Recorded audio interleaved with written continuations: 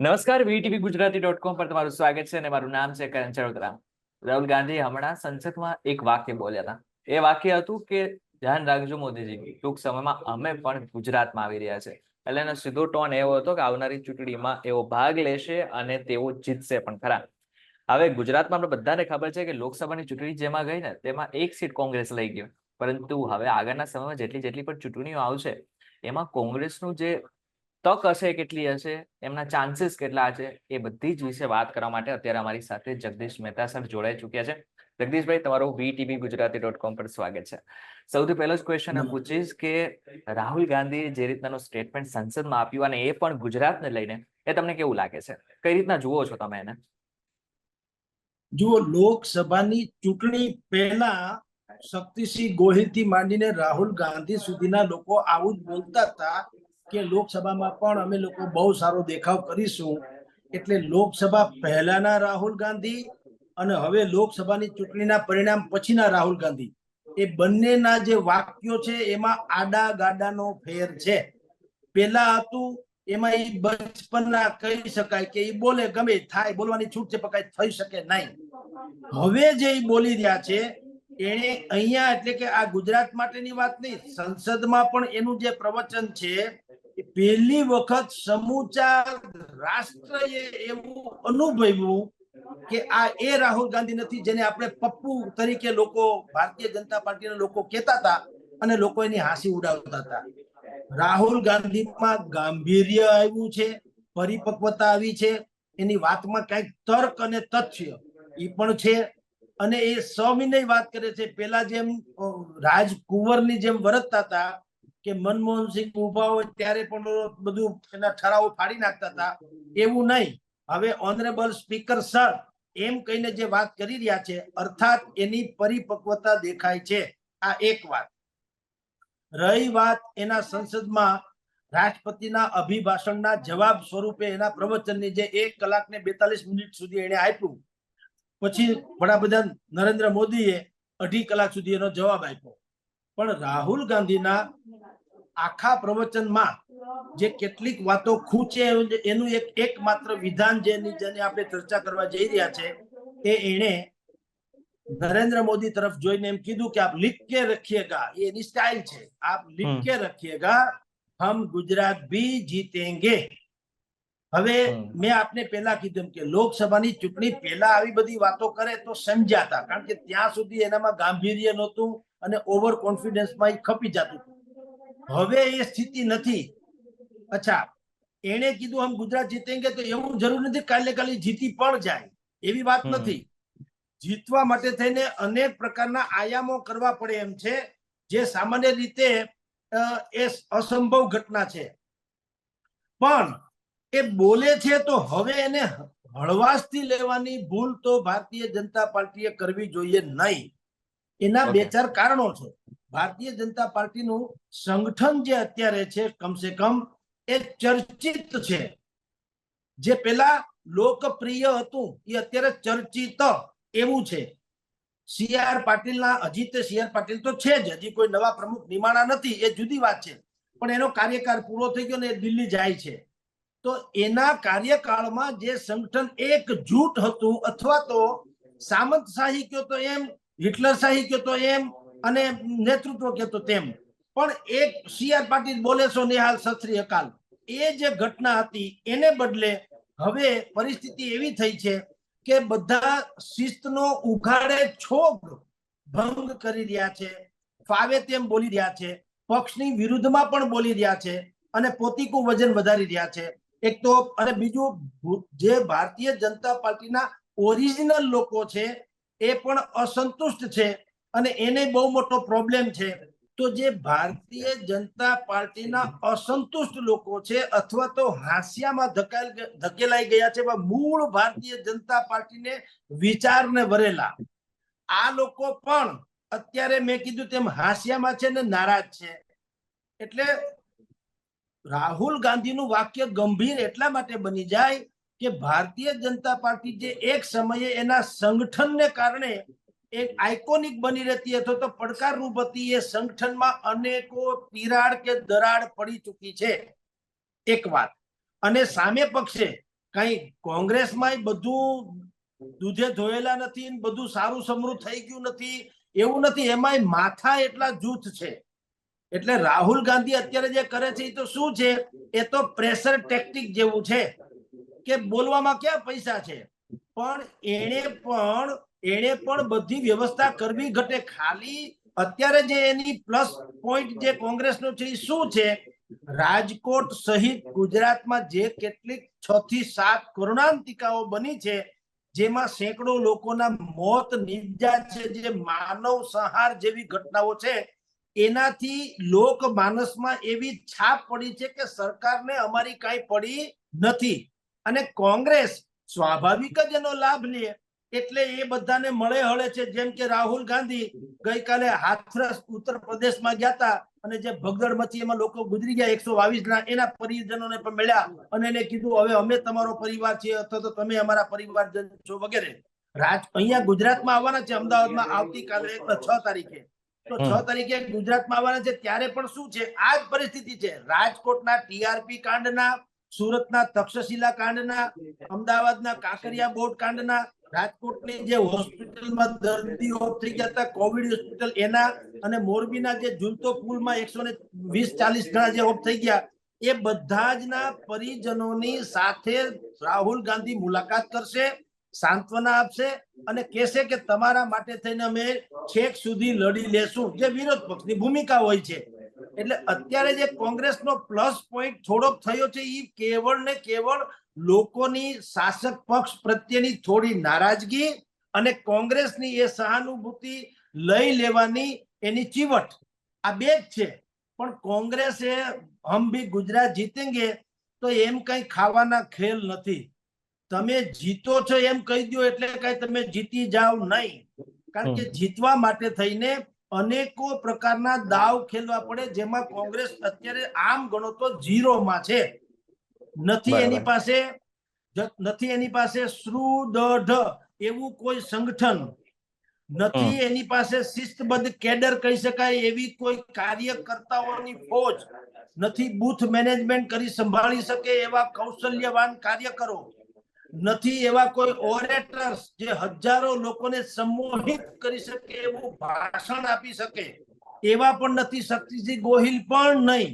એક જિગ્નેશ મેવાણીને બાદ કરો, એ પણ આક્રમક શૈલીમાં બોલે છે એટલું જ, બાકી એને બાદ કરો તો પ્રજાના હૃદય સુધી પહોંચાડી શકે એવી વાત કરનારાઓની કોંગ્રેસમાં ટોટલી ખામી છે. બીજું, તમે વિઝન પણ આપી શકતા નથી. ભારતીય જનતા પાર્ટીનું 3 દશકાથી ગુજરાતમાં શાસન છે, તો શાસન છે નો અર્થ એમ છે કે પ્રજાને કોઈ વાંધો નથી તો ત્રીજી વાર આપ્યા હોય. તો ધારો કે તમે આવશો તો શું કરી દેશો, રેવડીબાજી નહીં ચાલે. કેજરીવાલ રેવડીબાજી કરી ગયા હતા લોકસભાની આની પહેલાની ચૂંટણી વખતે, તો હવા બહુ ઊભી કરી હતી. જે રીતે ચૈતર વસાવાએ આ વખતની લોકસભાની ચૂંટણીમાં હવા ઊભી કરી હતી, એમ હવા કેજરીવાલે પણ ઊભી કરી હતી. બધાને એમ હતું કે નક્કી 5-50 બેઠક આમ આદમી પાર્ટી લઈ જશે. અને કેજરીવાલે તો એક વખત પ્રેસ કોન્ફરન્સમાં ઓવર કોન્ફિડન્સમાં એવું કહી દીધું હતું કે મેં લીખ કે દેતા લખીને દીધું હતું કે અમારી સરકાર બનશે. બોલો.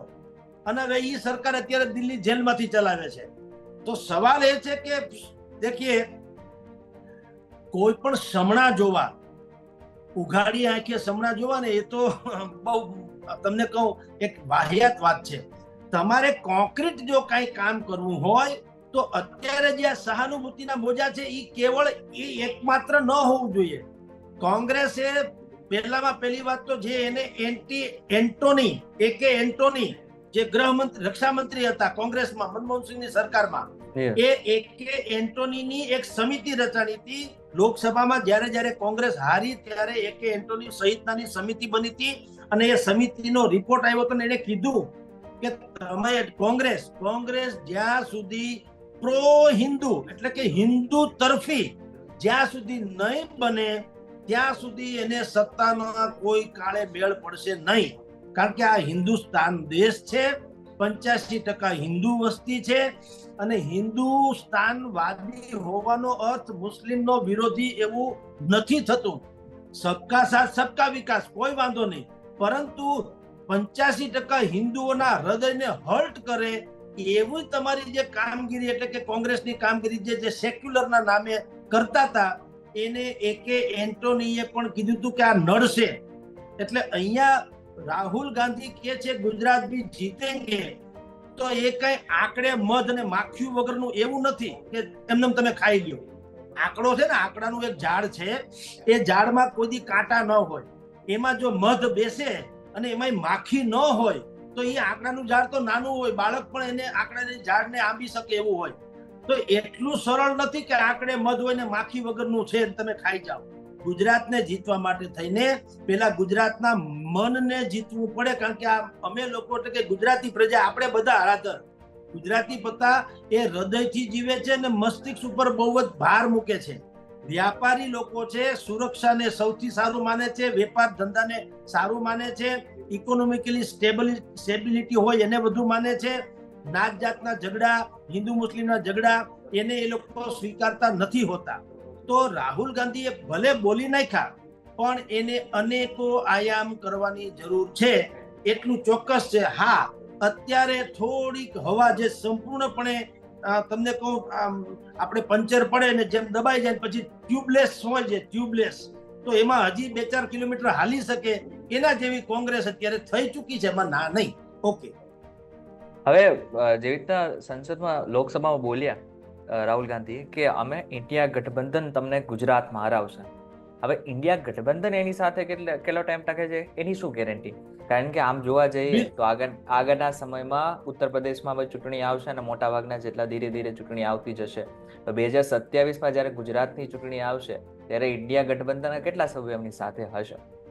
જુઓ, દેશમાં જે હાલત હોય તે દેશમાં તો એને ગઠબંધન કર્યું અને એનો ફાયદો પણ થયો કે ભાઈ પોતે 90 ના આંકડાએ આવી, 90 કે 100 ના આંકડાએ કોંગ્રેસ પહોંચી છે, 99 માંથી 100 પહોંચી છે, પણ બાકી બધાને થઈને તમે જુઓ તો એ 232 ને આળે ગાળે પહોંચ્યા છે.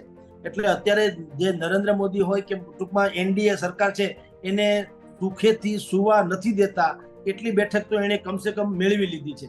પણ ગુજરાતને લાગે વળગે ત્યાં સુધી અહીંયા ઇન્ડી જે એલાયન્સ કહેવાય છે એનો મેળ નહીં પડે. અહીં લોકોના મગજમાં જ ઉતરતું નથી. તમે પ્રયોગ કરી લીધો લોકસભાની, અત્યારની હમણાં જે તાજેતરની ચૂંટણી ગઈ એમાં ઇન્ડિયા એલાયન્સના ભાગરૂપે એને ભાવનગરની બેઠક લોકસભાની જે આમ આદમી પાર્ટીને આપી દીધી અને ચૈતર વસાવાની પણ આમ આદમી પાર્ટીને આપી દીધી. શું થયું? ભૂંડે હાલ હાર્યા. કારણ કે લોકોને અહીંયા બે વસ્તુ નક્કી છે, કોંગ્રેસ અથવા ભાજપ, ધેટ્સ ઓલ. કોઈ થર્ડ પાર્ટી વીમો કોઈ લેવા માંગતું જ નથી. બે જ લોકો છે, બે ઉબળિયા બાથે વળગ્યા, સમજ્યા, એવું જ વ્યવસ્થા છે. તો તમે એમાં ખીલી નાખીને ઘોડી કરીને ત્રીજા માણસને ઉભા રાખો. હવે એનું પોતાનું કોઈ તળિયું નથી, એટલે કોણ મદદ કરે, શું કામ કરે? આમ આદમી પાર્ટી છે તેનું કોઈ સંગઠન નથી, એ એક વ્યક્તિલક્ષી ચૂંટણી પાર્ટી બની ગઈ છે.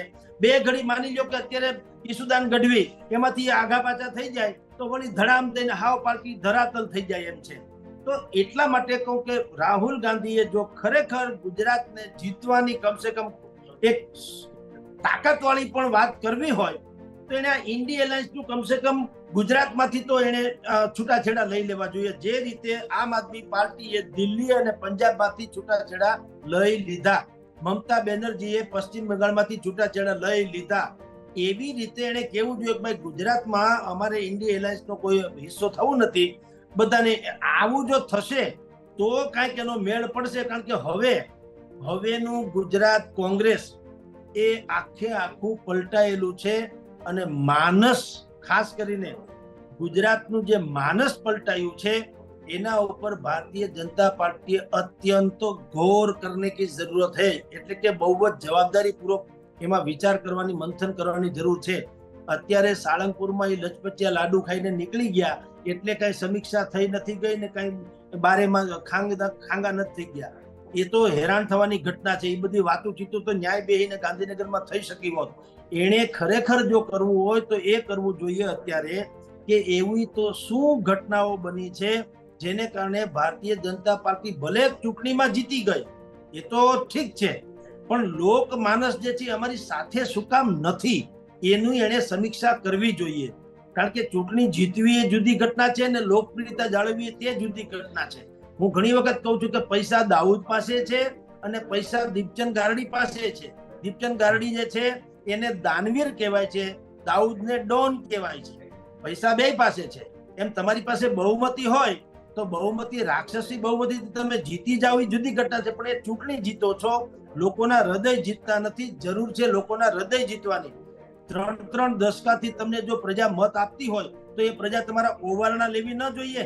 તમે રાજકોટમાં બહાર મોઢું બતાવવાને લાયક નથી રહ્યા, એવું શું કામ બન્યું છે? એવું શું બન્યું છે કે તમે રાજકોટમાં મોઢું બતાવવાને લાયક નથી રહ્યા? અને એવું શું બન્યું છે કે તમામ મીડિયા, આપણે નહીં, તમામ પ્રિન્ટ મીડિયા, ટેલિમીડિયા એ હંમેશા ક્રિટિક્સ તરીકેની ભૂમિકામાં શું કામ છે? આલોચક શું કામ છે? ટીકા શું કામ કરે છે? હાલાકી મીડિયાનું કામ જ એ હોય છે કે ટીકા કરીને સરકારને સતર્ક રાખે અને વિપક્ષની ભૂમિકા ભજવે, કારણ કે વિપક્ષ તો છે નહીં, તો પ્રજાનું કોક તો સહયોગી હોવું જોઈએ. અત્યારે ગુજરાતમાં કયો કે દેશમાં કયો, ખરેખર શાસક પક્ષની વિરુદ્ધમાં અગર વિપક્ષની ભૂમિકા કોઈ પ્રજા વતી ભોગવતું હોય અથવા તો ભજવતું હોય તો એ મીડિયા છે. મીડિયાનો એ ધર્મ છે. અને હંમેશા રાજ્ય સરકાર હોય કે કોઈ પણ હોય, દુનિયામાં ટીકાકારો જે છે એના જેવા સારા મિત્રો કોઈ હોઈ શકે નહીં, કારણ કે એ તમારી કેવળ ને કેવળ ખામી ઉપર જ નિર્દેશ કરતા હોય છે. જો તમે એ ખામી સુધારી લ્યો તો તમે અનબીટન થઈ જાઓ, અણનમ થઈ જાઓ, તમને કોઈ હરાવી શકે નહીં. પણ તમે એને આલોચક તરીકે જ જુઓ અને તમે એમ માનો કે આપણા ટીકાકાર છે, આનો કોઈ છુપો એજન્ડા છે, આને કોઈ ફંડિંગ કરી રહ્યું છે, આને કોઈનું બેકગ્રાઉન્ડ છે, આ વિપક્ષની ભાષા બોલે છે, એવી જો માનસિકતાથી તમે આપણી વાત લે મીડિયાની, તો એ સ્વયં પોતાનું જ નુકસાન કરી રહ્યા છે. રાહુલ ગાંધી તો જ કોન્ફિડન્સથી બોલી શકે છે કે હમ ગુજરાત ભી જીતેંગે.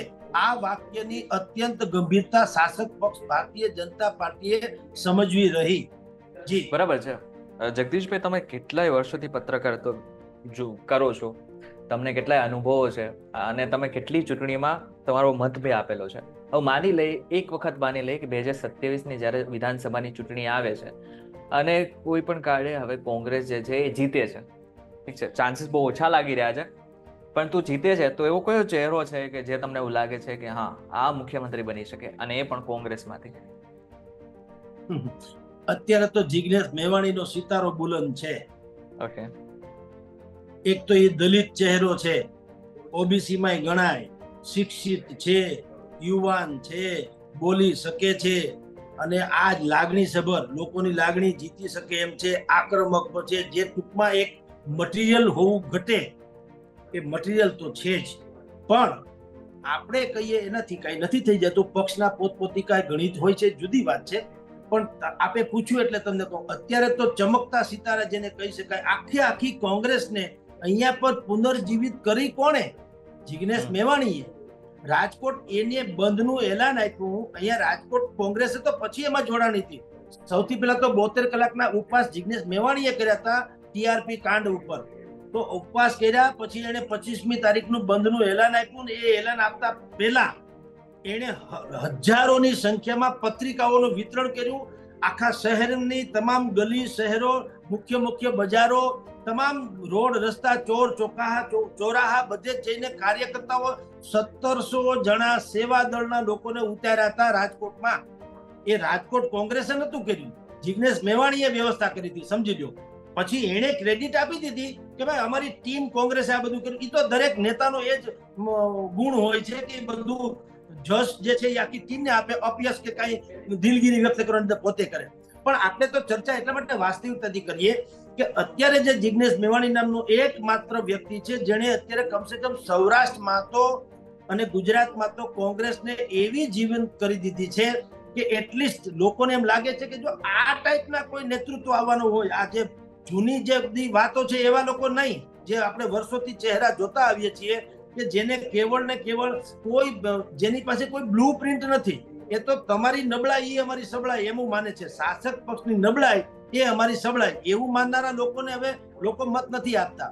તમે વિઝનરી હોવા જોઈએ, તમારી પાસે કંઈક એવું પેશન, જનૂન, આવડત, કૌશલ્ય બધું હોવું જોઈએ, જે અત્યારે મેવાણી થ્રુ કોંગ્રેસ કરી રહી છે. પછીથી એવા કેટલાય ચહેરાઓ હોઈ શકે ને જુદી વાત છે, પણ એટલીસ્ટ આજની તારીખની વાત કરીએ તો પ્રજામાં લોકમાન્ય ચહેરો જેને કહી શકાય એવું તો કમસે કમ મેવાણી અત્યારે છે, જે અત્યારે એ કરી રહ્યા છે. એટલે તો આપણે અનેકો ડિબેટમાં કહીએ છીએ કે ભારતીય જનતા પાર્ટીએ જો બુદ્ધિ ઉછીની લેવામાં જરાય વાંધો નથી હોતો. ભાઈ આપણા મુકેશભાઈ અંબાણી છે અને જામનગરની રિફાઇનરીનો એકેય બોલ ખોલતા કે પીલતા આવડતો નથી. તેમ છતાં એ એશિયાના સૌથી મોટામાં મોટા ઉદ્યોગપતિ છે, ધનાઢ્ય લોકો છે. શું કામ છે? એને બુદ્ધિ ઉછીની લીધી. ઇજનેરો કે મેનેજરો કે આવડતવાળા લોકો એટલા એને રાખ્યા કે એને એના છોકરાના લગ્નમાં દાંડિયા રમવા સિવાય કાંઈ કોઈ જવાબદારી છે નહીં. લેર કરે છે, સમજી લ્યો, નવા સૂટ બૂટ પહેરાવીને, અને કેનેડિયન ડિસ્કો ડાન્સર થી માંડીને બધાને બોલાવે છે. બીબર ને લઈ જાઓ, 83 કરોડ રૂપિયા ઠમક ઠમક કરો. એ શું છે? કારણ કે બુદ્ધિશાળી માણસોને સોંપી દીધી છે આખી રિફાઇનરીઝ, અને રિફાઇનરીઝનું કામ બધું ચાલે છે. એમ કોંગ્રેસ, એમ ભારતીય જનતા પાર્ટીએ પણ આપણા જેવા, એટલે કે મીડિયાના હોય કે બાકીના જે રાજકીય પંડિતો હોય, વિશ્લેષકો અલગ અલગ પ્રકારના હોય છે, કેવળ મીડિયા નહીં, પણ જે રાજકીય પંડિતો હોય છે, જે તટસ્થ વિશ્લેષકો હોય છે, મીડિયાના લોકો હોય છે, એની વાતને ગંભીરતાથી અને એક સારા ઉદ્દેશ સાથે સ્વીકારવી જોઈએ. અને કદાચિત એને એમ લાગતું હોય કે આપણી કડવાણી જે છે એ એને કઠે છે, તો એને પૂછવું જોઈએ કે તમે બોલ્યા એ સાચું કે ખોટું. આપણે ખોટું કશું બોલતા નથી, તમને ખોટું લાગે એ જુદી ઘટના છે, પણ ખોટું છે નહીં. એટલે જિગ્નેશ મેવાણી જો ઉગતો સિતારો હોય, તો ભારતીય જનતા પાર્ટીએ એનું કોઈ પણ ભોગે જેને કહી શકાય કે કાઉન્ટર પાર્ટ તૈયાર કરવો જોઈએ, જેને રણનીતિ કહી શકાય. જો એ મોડું કરશે, જેમ મોડું કરશે, અને અત્યારે જે સાળંગપુરમાં થઈ સમીક્ષા બેઠક, એ લચપચિયા લાડુ ખાઈને છૂટા પડી જશે, તો આનો કાંઈ મેળ પડે એમ લાગતું નથી. અચ્છા, વાત સાચી કરી રહ્યા છો, પરંતુ હજી તો કદાચ વાર લાગી જશે. અત્યારે જે રીતે કોંગ્રેસ આગળ વધી રહી છે એ બાબતે જોવા જઈએ તો ભાજપને તો ઘણી બધી હવે મહેનત કરવાની જરૂર છે. પરંતુ હમણાં જ ભાજપ પ્રદેશ પ્રમુખ માટે, કાર્યકારી પ્રદેશ પ્રમુખ માટેની જે રીતના મિટિંગ થઈ, તો હવે આ છેલ્લો ક્વેશ્ચન છે મારો કે તમને શું લાગે છે આગળના સમયમાં કોણ હશે પ્રદેશ પ્રમુખ? CR પાટીલ તો હવે જતા રહ્યા. જુઓ સાહેબ, નરેન્દ્ર મોદીને એને તો આમ તો ટેવ હોય છે કોથળામાંથી બિલાડો કાઢવાની, અને હંમેશા મીડિયાને ખોટા પાડીને એ લોકો આનંદ મંગળ કરતા હોય છે. જોકે એની પોતાની એક ગણતરી હશે જ, કારણ કે આપણા કરતા ઈ ત્યાં છે ને આપણે અહીં છે, એટલે બુદ્ધિશાળી છે, કોઈ ના નથી. પરંતુ શું હોઈ શકે એ આપણે કહી શકીએ. કોણ હશે એ રામ જાણે. કેવું હોવું જોઈએ, અત્યારે ડિમાન્ડ શું છે, ગુજરાતની અપેક્ષા શું છે, અને ભારતીય જનતા પાર્ટીને શું જરૂરી છે તમને કહું છું.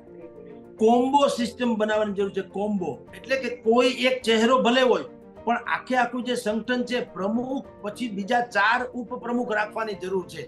અને 4 ઉપપ્રમુખમાં જે છે ને 4 સૌથી મોટી વોટ બેંક જે છે એને કવર કરવાની જરૂર છે, એને પોતિકા બનાવી રાખવાની જરૂર છે. નંબર 1 પાટીદાર, નંબર 2 આદિવાસી, નંબર 3 ક્ષત્રિય, નંબર 4 દલિત. આ 4 જે છે એમાં પાટીદારે થોડાક 19-20 છે નારાજ છે, તો એને સમાવવા પડે એમ છે. આદિવાસીને પણ એમ જ છે કે અમને કોઈ હાંસિયામાં ધકેલી દીધા છે. ક્ષત્રિયનું તો આપ જાણો જ છો. અને દલિત સમાજને પણ અનેકો એવી ઘટના બની છે જેનાથી એમ લાગે છે કે ભારતીય જનતા પાર્ટી જે છે અમને અન્યાય કરે છે, અથવા તો અમારી ઉપર અત્યાચાર કરનારાને છાવરે છે, અથવા તો એને સજા કરતા નથી. તો આ જે 4 પ્રકારના, અને એ બધા જ લોકોની વોટ બેંકને તમે જુઓ તો એને અવગણીને ગુજરાતમાં કોઈ સત્તા સ્થાને બેસી શકે એમ નથી. પાટીદાર, આદિવાસી, ક્ષત્રિય અને દલિત. તો મારી દ્રષ્ટિએ CR પાટીલનો કાર્યકાળ પૂરો થઈ ગયો, ઓકે, પણ હું જે કોમ્બો કહું છું એ 4 પ્રકારના વર્ગમાંથી કોઈ એવા નેતાને, બધા જ એવા ટાઈપના લોકોને એકને ઉપપ્રમુખ તરીકે બનાવીને, જેમ આપણે ચીફ મિનિસ્ટર પછી શું કે ડેપ્યુટી બનાવે છે ને, એવી રીતે ભલે એનું બંધારણીય ઔચિત્ય હોય કે ન હોય, પણ એમ કહેવાય કે કમસે કમ પેરેલલ ટુ CM, એની જેમ પેરેલલ ટુ પ્રેસિડેન્ટ બનાવવા હોય તો આ 4 વર્ગના લોકોમાંથી એકને લાવવા જોઈએ. અને બીજું કે અત્યારે ચાલશે કેવા લોકો, ઓરેટરીમાં એકદમ ભયંકર સારા હોવા જોઈએ. દાખલા તરીકે પરસોત્તમ રૂપાલા. હવે એને જે ક્ષત્રિય સમાજ વિશે બોલાઈ ગયું, તો ભૂલ તો ગમે એમાંથી થાય. તમારે ભૂલ શોધવી હોય તો તાજમહાલમાંથી પણ તમે ને હું શોધી શકીએ. ભલે આપણે 50 રૂપિયાની ટિકિટ લઈને જોવા ગયા હોઈએ, પણ તાજમહાલમાંથી ભૂલ કાઢવી હોય તો નીકળી શકે. એમ એનાથી એક લચ્છો લાગી ગયો જવા દો. બાકી તમે પરસોત્તમ રૂપાલાને સાંભળો, તો માયાભાઈ આહિરને સાંભળો, ભીખુદાન ગઢવીને સાંભળો, બધું સરખું છે. સંમોહિત વ્યક્તિત્વ છે. લોકો, લાખો લોકો એને એક જ કાને સાંભળવા પડે એવી એની ઓરેટરી છે. અને એ સંગઠનમાં હું સમજીને કહું છું, મંત્રી નહીં, CM BM નહીં, જો સીએમ કે મંત્રી બનાવે ને એવું બધું કંઈક જો ગિમિક્સ કરશે તો ભારતીય જનતા પાર્ટીને થોડુંક ભારે પડી શકે. શું કામ કે ક્ષત્રિય સમાજનો જે રોષ અત્યારે સમી ગયો છે, વળી પાછો બંધારણીય હોદ્દા ઉપર આવે એટલે પાછો રોષ ખીલે. પરંતુ સંગઠનના વડા બનાવે તો સંગઠનનું ગુજરાતી શું છે? રૂઠે હુએ કો મનાયા જાય. તો સંગઠનના વડા તરીકે એ પોતે ભાઈ પરસોત્તમભાઈ, બાકી એના સહયોગી તરીકે જે મંત્રી છે, સચિવ છે, બાકી કેટલી પોસ્ટો હોય એમાં બે ચાર એવા ડાયા ડમરા કે પરિપક્વ ભૂપેન્દ્રસિંહ ચુડાસમા જેવા બાકી લોકોને પણ સમાવેશ કરી અને એ સમાજને પણ પોતાનો જે ભૂતકાળમાં એ લોકોને કઠ્યું હતું એને પાછી મીઠપ લાવી દે. દલિત સમાજનું મેં આપને કીધું, દલિત સમાજનો એક વર્ગનો નેતા લઈ આવે સારામાં સારો. દાખલા તરીકે કચ્છના જે છે વિનોદભાઈ ચાવડા જીતી ગયા છે લોકસભામાં, તો એવા લોકોને ભલે અત્યારે સી.આર. પાટીલે એમ કીધું કે એક હોદ્દો માણસને હોવો જોઈએ, બે હોદ્દો નહીં, એ બધી વાત જુદી છે, પણ જે કોઈ હોય તે આ ટાઈપના ચહેરા એક તો દાગ વગરના હોવા જોઈએ, ઓરેટરીમાં શ્રેષ્ઠ હોવા જોઈએ અને બધાને સાથે પોતાને એમ લાગવું જોઈએ કે આપણો માણસ છે, આપણી વાત કરી રહ્યો છે. તો મને લાગે ભારતીય જનતા પાર્ટીને કોઈ દિવસ રાહુલ ગાંધીથી માંડીને કોંગ્રેસનો પડકાર નહીં લાગે. નહીતર તો પછી રેડ એલર્ટ છે, એમાં કોઈ શંકા નથી દોસ્તો. આશા રાખીએ કે તમે જે રીતના બોલી રહ્યા છો, જે રીતનાની વાત કરી, એ રીતના તો ખરેખર એમ લાગી રહ્યું છે કે આગળના સમયમાં આમ તો કોંગ્રેસને મહેનત કરવાની ખાસી એવી જરૂર છે, પણ તો બીજી બાજુ જોવા જઈએ તો ભાજપને પણ હવે મહેનત કરવાની જરૂર છે. જગદીશભાઈ, તમારો ખૂબ ખૂબ આભાર. તમે આમાં VTVGujarati.com સાથે જોડાયા. આ બાબતને લઈને તમારું શું કહેવું છે અમને કોમેન્ટ કરીને ચોક્કસથી કહેજો. વિડીયો થકી જો તમને કોઈ ઇન્ફોર્મેશન મળી હોય તો વિડીયોને લાઈક અને શેર જરૂરથી કરજો તથા આવા જ ઇન્ફોર્મેટિવ વિડીયોઝ માટે VTVGujarati.com સાથે જોડાયેલા રહેજો. નમસ્કાર.